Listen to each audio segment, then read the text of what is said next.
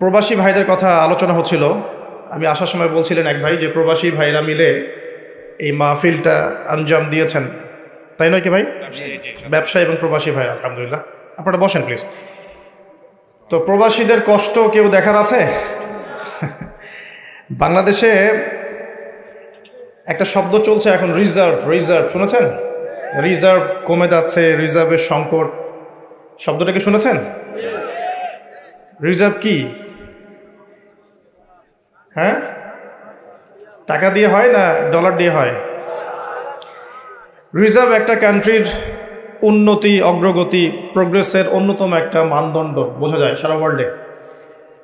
আপনারা জানেন কি না যে এই রিজার্ভের একটা বড় অংশ আসে প্রবাসীদের রেমিটেন্স থেকে? এটা জানেন? রিজার্ভের বড় বড় দুটো উৎসের মধ্যে একটা হচ্ছে বৈদেশিক রেমিটেন্স। আমাদের প্রবাসী ভাইরা বিদেশে গিয়ে যে হাড় ভাঙা পরিশ্রম করেন, মাথার ঘাম পায়ে ফেলে তারা যে রেমিটেন্সটা দেশে পাঠান, এটা দিয়ে একটা দেশের রিজার্ভের ডলার এর ঘাটতিও পূরণ হয় এবং রিজার্ভটা শক্তিশালী হয়। রেমিটেন্স যখন কমে যায় তখন রিজার্ভ সংকট দেখা দেয়। আরেকটা বিষয় হচ্ছে এক্সপোর্ট ইম্পোর্ট, যেটা বৈদেশিক বাণিজ্য আমরা বলি। এই বৈদেশিক বাণিজ্যের মধ্য দিয়ে একটা দেশের রিজার্ভ স্ট্রং হয়, শক্তিশালী হয়। যখন বাণিজ্যে ঘাটতি পড়বে তখন রিজার্ভটা কমে যাবে। তো এগুলোর চেয়েও মূল একটা কারণ আছে, সেটা হচ্ছে রিবা। সেটা কি? রিবা। রিবা মানে কি? কোরআনে রিবার কথা আছে। আল্লাহ পাক সূরাতুল বাকারার মধ্যে বলছেন, আপনি 279 থেকে নিয়ে 83-84 পর্যন্ত আয়াতগুলো পড়লে বুঝতে পারবেন। আল্লাহ রাব্বুল আলামিন বলছেন যে ওয়া আহাল্লাল্লাহুল বাই'a ওয়া হাররামা রিবা। আল্লাহ রাব্বুল আলামিন ব্যবসাকে হালাল করেছেন, রিবাকে কি করেছেন? হারাম করেছেন। এই রিবার মধ্য দিয়ে যেটা হয় যে একটা সমাজ বলেন, রাষ্ট্র বলেন, বা একটা ইকোনমিক সিস্টেম বলেন, যেটাকে আমরা মনিটারি সিস্টেম বলি আর কি, এর অর্থ বা যেটাকে আমরা কারেন্সি বলি, ক্যাপিটাল বা সঞ্চিত সম্পদ, এটা মার্কেটে ঘুরতে আর পারে না, রিবার কারণে আর ঘুরতে পারে না। কিন্তু আল্লাহ পাক হালাল করেছেন ব্যবসা, যার মধ্য দিয়ে ক্যাপিটাল বা সম্পদ মার্কেটের মধ্যে সার্কুলেট করে বা ঘুরতে থাকে। আমার আলোচনা একটু মনোযোগ দিয়ে বুঝতে হবে, গতানুগতিক হবে না। আর সুর তো আমি মোটেই করতে পারবো না, গজল গাইতে পারবো না, কাঠখোট্টা কিছু কথা বলতে পারি, তবে এর মধ্যে ইনশাআল্লাহ কিছু হলেও উপকার হবে ইনশাআল্লাহ, তা আশা করছি। তো এখানে পার্থক্যটা একটু বুঝিয়ে অন্যদিকে যাই। এখানে যদি ব্যবসায়ীরাও আছেন, তাদের জন্যও কিছু নসিহত থাকবে ইনশাআল্লাহ। আল্লাহ পাক ব্যবসাকে হালাল করেছেন, রিবাকে হারাম করেছেন। আল্লাহ পাক সূরা বাকারায় কথা বলছেন। ব্যবসা কি করে? ব্যবসার মূল মন্ত্রটা কি? ব্যবসার মূলনীতি হচ্ছে যে ব্যবসায় লাভ এবং লস উভয়ের রিস্ক আছে। কথা কি বুঝতে পারছেন? এক ভাই ব্যবসা করছেন, লাভও হতে পারে, লসও হতে পারে। যখন আমরা রিবামুক্তভাবে একটা ইসলামিক অর্থনীতি প্রতিষ্ঠা করব, তখন ব্যবসাভিত্তিক অর্থনীতি যখন চলবে, ব্যবসাভিত্তিক, জাকাত ভিত্তিক, সাদাকা ভিত্তিক, কৃষিভিত্তিক ইসলামিক অর্থনীতি যখন চলবে, তখন ক্যাপিটাল বা সম্পদটা এক হাত থেকে আর এক হাতে সার্কুলেট হতে থাকবে। মনে করেন আমরা ব্যবসা করছি একটা মার্কেটের মধ্যে, ছোট করে বোঝাই, একটা ছোট্ট মার্কেট, ছোট্ট বাজার, এখানে সবাই ব্যবসা করছি। এই ব্যবসার মধ্যে কেউ লাভ করবে, কেউ লস করবে। যে ব্যক্তি লাভ করবে, লাভ করে আস্তে আস্তে আস্তে ধনী হবে, যখন তার ধন নিসাব পরিমাণ সম্পদ অতিক্রম করবে, তখন তাকে জাকাত দিতে হবে। এতে করে সমাজের যে অংশের মানুষের হাতে সম্পদ নাই, সে অংশের মানুষের কাছে জাকাতের মধ্য দিয়ে সম্পদ যাবে, সম্পদ সার্কুলেট করবে সমাজে। আজকে আপনি লাভ করেছেন, কালকে আপনি লস করতে পারেন, কালকে সে লাভ করবে, আপনি লস করতে পারেন। মানে সম্পদ ঘুরতে থাকবে, হাত থেকে হাতে সম্পদ ঘুরতে থাকবে। তখন আল্লাহ রাব্বুল আলামিন ওই মার্কেটের উপরে, আল্লাহ রাব্বুল আলামিন ওই মার্কেটটার উপরে আর রাজ্জাক, তিনি যাকে ইচ্ছা ধন দিবেন, যাকে ইচ্ছা গরিব করবেন। মানে সম্পদ বন্টনটা আল্লাহ রাব্বুল আলামিন সরাসরি করবেন। তখন বুঝতে পারছি কি? আচ্ছা, কিন্তু যদি এখানে রিবা আসে, ব্যবসার মধ্যে রিবা চলে আসে, বা মজুদদারিতা চলে আসে, বা মাপে কম দেওয়ার একটা ব্যাপার চলে আসে, বা দুর্নীতি চলে আসে, কালোবাজারি চলে আসে, তখন কি হবে? সম্পদটা মার্কেটে আর সার্কুলেট করবে না, কারণ সুদের মধ্যে লাভ লসের কোনো রিস্ক নাই। হ্যাঁ, লাভের একটা অংশ আছে, লসের কোনো রিস্ক নাই। আপনি 100 টাকা দিয়েছেন, 110 টাকা পাবেন 1 বছর পর। আপনি 200 টাকা দিয়েছেন, 220 টাকা পাবেন 1 বছর পর। এখানে কি লসের কোনো ভূমিকা আছে? লসের কোনো ভূমিকা নাই। এক্ষেত্রে কি হচ্ছে, এখানে শুধু লাভের অংশটুকু আপনি নিচ্ছেন, লসের কোনো রিস্ক আপনি নিচ্ছেন না। এতে করে কি হবে, ধনীরা আরও ধনী হতে থাকবে এবং গরিব আরও গরিব হতে থাকবে। শুধু তাই নয়, এই ধনীরা যখন জাকাতও দিবে না, তখন এই গরিবদের অবস্থা হবে একদম মানবেতর।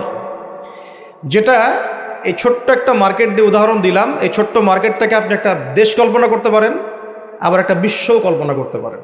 পুরো ওয়ার্ল্ডে এই ইকোনমিক সিস্টেমটা এখন চলছে, সুদভিত্তিক ইকোনমিক সিস্টেম। আমি কি বুঝাতে পারছি ভাই? আচ্ছা, তো ব্যবসায়ী যারা আছেন তাদের প্রতি একটা নসিহত দিয়ে শুরু করি আলোচনা। সেটা হলো, একটা সুসংবাদ দিয়ে শুরু করি। নবী সাল্লাল্লাহু আলাইহি ওয়াসাল্লাম একটা বিশুদ্ধ হাদিসে বলেছেন যে একজন সৎ ব্যবসায়ী, যে ব্যক্তি একজন সৎ ব্যবসায়ী, মাপে কম দেয় না, মজুদদারিতা করে না, দুর্নীতি কালোবাজারি করে না, আমানতের খেয়ানত করে না, মানুষকে ঠকায় না, এই ব্যক্তি ইনশাআল্লাহ তাআলা কিয়ামতের দিন নবীগণ, সিদ্দিকগণ, শহীদগণের সাথে হাসর করবে ইনশাআল্লাহ। তাহলে ব্যবসা করে জান্নাত পাওয়ার সুযোগ নাই? আছে। ধন সম্পদ অর্জন করতে কোনো অসুবিধা নেই, কিন্তু ধন অর্জন করে ওসমান গনি রাদিয়াল্লাহু আনহুর মতো মন মানসিকতা লালন করতে হবে। ধন সম্পদ আল্লাহ পাক দিতে পারেন। যখন আপনি ব্যবসা করবেন, হালাল ব্যবসা করবেন, মাপে কম দিবেন না, পণ্য মজুত করবেন না, ইচ্ছাকৃতভাবে মার্কেটের মধ্যে কৃত্রিম সংকট তৈরি করবেন না। কৃত্রিম সংকট বোঝেন? এই যে একটা রাষ্ট্রের মধ্যে যখন ইকোনমিক একটা ডিজাস্টার তৈরি হয়, এর একটা বড় অংশের জন্য দায়ী হচ্ছে কৃত্রিম সংকট। ইকোনমিক্সের ভাষাটাকে কৃত্রিম সংকট বলে। মানে সমস্যা আসলে কিছু নাই, কিছু মানুষ সমস্যা তৈরি করেছে। মনে করেন কোনো সমস্যা নেই, ইকোনমি খুব সুন্দর চলছে, কিছু মানুষ তার ব্যক্তি স্বার্থের জন্যে কিছু পণ্যকে মজুত করে রেখে দিল, যে মানুষের মার্কেটে যখন ক্রাইসিস দেখা দিবে পণ্যের, তখন এটাকে ডাবল দামে বিক্রি করবে। তো সে মনে করছে এটা দেখো আমি তো ব্যবসা করছি, সে মনে করছে এটা তো ব্যবসা। প্রকৃত অর্থে এটা একটা প্রতারণা। নবী সাল্লাল্লাহু আলাইহি ওয়াসাল্লাম মার্কেটে গেলেন, পণ্য রাখা আছে মদিনার বাজারে, তিনি হাত ঢুকিয়ে দিলেন, দেখলেন ভিতরের অংশটা ভেজা।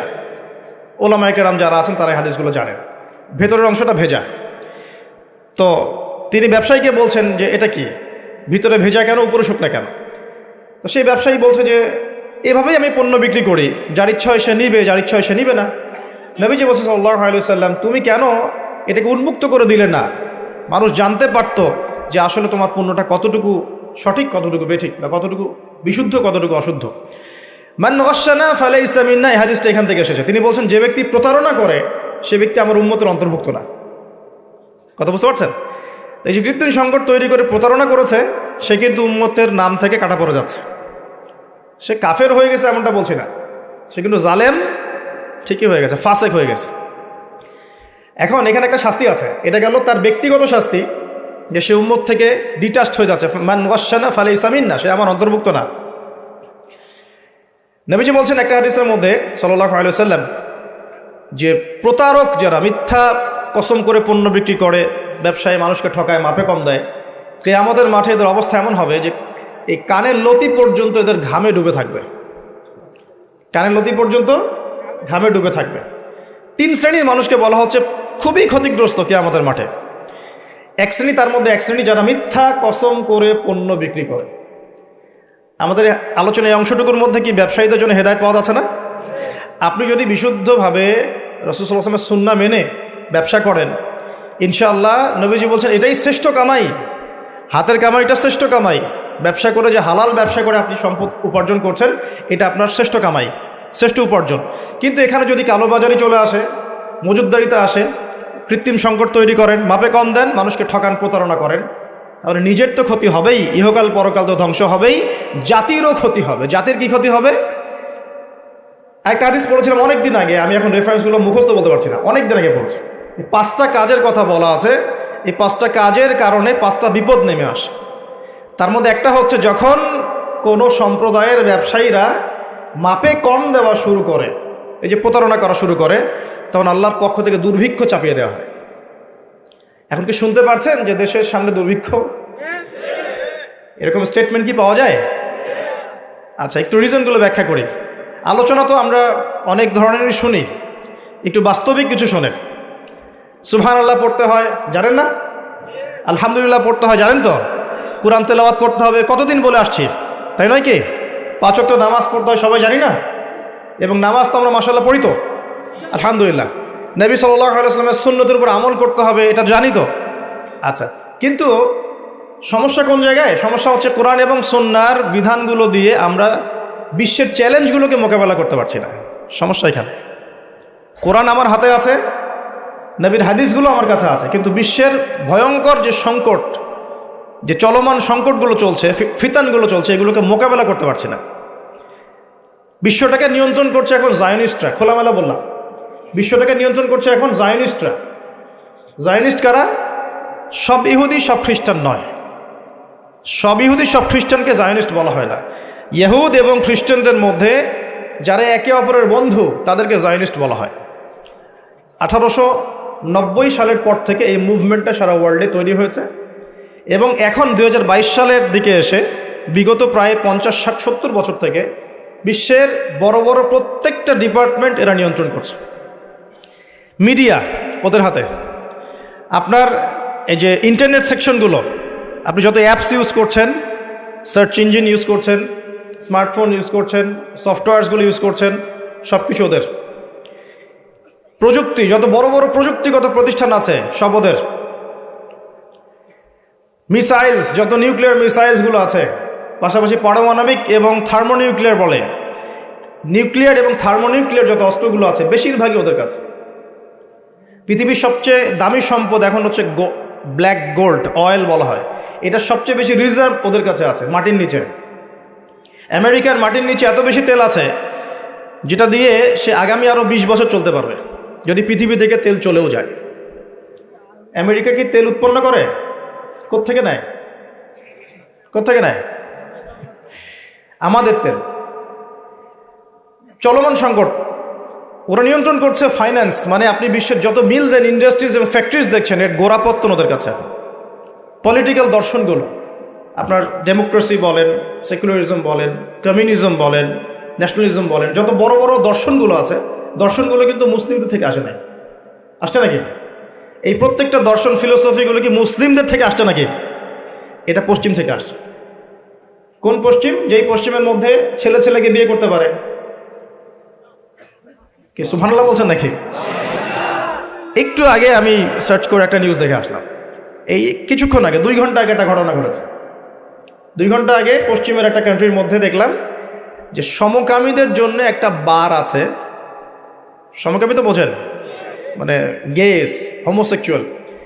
তো সেখানে একটা হামলা হয়েছে, সেখানে 5 জন মারা গেছে, ওদের মধ্যে হামলা। তার মানে এমন সভ্যতা যেখানে সমকামিতা নিবারণ করার জন্য আলাদা বারও হালাল। নাউজুবিল্লাহ। এই সভ্যতার কাছ থেকে আমাদেরকে শিখতে হচ্ছে এখন। ওরা আমাদেরকে শিখায় যে মানবতা কাকে বলে, তাই না? ওরা আমাদেরকে শিখায় যে মুসলিম কান্ট্রিতে মানবতা বিরোধী অপরাধগুলো হচ্ছে দমন করতে হবে। ওরা শিখায় আমাদের যে এই সমাজের মধ্যে ছেলে ছেলে বিয়ে করা যায়, নাউজুবিল্লাহ, মেয়ে মেয়ে বিয়ে করতে পারে, নাউজুবিল্লাহ। জেনা তো ওপেন, যে যার সাথে ইচ্ছা জেনা করতে পারে। পর্নোগ্রাফি ওদের একটা, ওদের জন্য পর্নোগ্রাফি ফরজ, ওদের জন্য পর্ন ফরজ। সারা বিশ্বে 92 বিলিয়ন ডলারের ব্যবসা করে ওরা পর্নোগ্রাফি দিয়ে। এই যে মুভিজগুলো ছড়িয়ে দেওয়া হচ্ছে না, এগুলো বিজনেস, এর পিছনে আছে ব্যবসা, অর্থ, মানি। এখানে এই পর্ন স্টার যারা মেয়েগুলা, ছেলেগুলা, এরা হচ্ছে মানি মেকিং মেশিন। এরা মনে করেন খেলা হচ্ছে, 2 টিমের খেলা হচ্ছে, 11টা প্লেয়ার, এদিকে 11টা প্লেয়ার, ক্রিকেট ম্যাচই মনে করেন।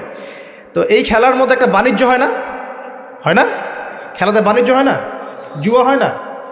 এরপর খেলার মধ্যে যে দল জিতে তাকে কিছু টাকা প্রাইজ মানি দিয়ে ছেড়ে দেওয়া হয়। বাকি বড় অংশের বাণিজ্যটা কারা করে?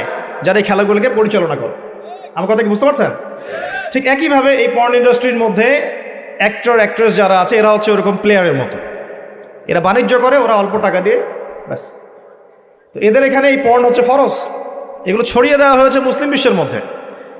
আমি বোঝাতে চাচ্ছি যে এমন সভ্যতার কাছ থেকে আমরা কেন হেদায়েত নিব যে সভ্যতার মধ্যে নোংরামি, জেনা, ব্যভিচার, অশ্লীলতা, ফাহেসা জিনিস এবং লক্ষ লক্ষ মানুষের, নিরপরাধ মানুষের রক্ত লেগে আছে। ওদের কাছ থেকে হেদায়েত নিব কেন? আমার কাছে কি কোরআন এবং হাদিস নাই? আমাদের কাছে কি কোরআন এবং রাসূলের সুন্নত নাই? এবং কোরআন এবং রাসূলের সুন্নত কি পরিপূর্ণ নয়? হ্যাঁ বলেন, আমাকে একটু কথা বলেন। কোরআন এবং সুন্নাহ কি পরিপূর্ণ না অসম্পূর্ণ? তো পরিপূর্ণ যদি হয় কোরআন এবং সুন্নাহ, সেখানে কি প্রত্যেকটা বিষয়ের সমাধান নাই? একজন মুসলিম কি এটা বিশ্বাস করে না যে কোরআন এবং হাদিসের মধ্যে সমস্ত বিষয়ের সমাধান আছে? আছে না? আমাদের মাঝে কিছু ইখতিলাফি মাসালা থাকতে পারে, আরে না, ইখতিলাফি মাসালা থাকতে পারে, সেটা অন্য জিনিস। এটা ফিকহি মাসালা, ফিকহি ইখতিলাফ, এটা ডিফারেন্ট জিনিস। এমনিতেই কোরআন এবং সুন্নাহর মধ্যে আপনার ইবাদত, পারিবারিক জীবন, সামাজিক জীবন, পলিটিক্যাল লাইফ, ইকোনমিক সেকশন, এগুলোর হেদায়েত নাই ভাই? পরিপূর্ণ না অসম্পূর্ণ? যে জাতির কাছে কোরআন এবং সুন্নাহর মতো পরিপূর্ণ অভ্রান্ত সত্যের উৎস আছে, সেই জাতিকে কেন পশ্চিমাদের কাছ থেকে হেদায়েত নিতে হবে? আমাকে এই উত্তরটা দেন, তারপর আলোচনা করুন। হ্যাঁ, ওদের কোনো কিছু যদি কোরআন সুন্নাহর সাথে মিলে যায়, কোরআন সুন্নাহর অনুকূলে হয়, প্রতিকূলে না হয়, তাহলে গ্রহণ করতে আমাদের কোনো আপত্তি নাই। কিন্তু এমন যে কোনো মতবাদ বা দর্শন বা আপনার ইজম অথবা কালচার যদি কোরআন এবং সুন্নাহর সাথে সরাসরি সাংঘর্ষিক হয়, আমরা কি গ্রহণ করব? সারা বিশ্বে ওরা সুদ ছড়িয়ে দিয়েছে, আমরা সবাই এখন সুদ খাচ্ছি। মনে করছেন যে আমরা খুব ভালো মানুষ? সুদের ছিটা ফোঁটা আমাদের গায়েও লাগছে। ইকোনমিক সেকশন নিয়ে পড়াশোনা করেন, আমি রিকোয়েস্ট করবো আল্লামা তকি উসমানীর কিছু ইকোনমিক্সের বই আছে, পড়েন। পাশাপাশি এই যে ইন্টারন্যাশনাল মনিটারি ফান্ড সম্পর্কে পড়েন।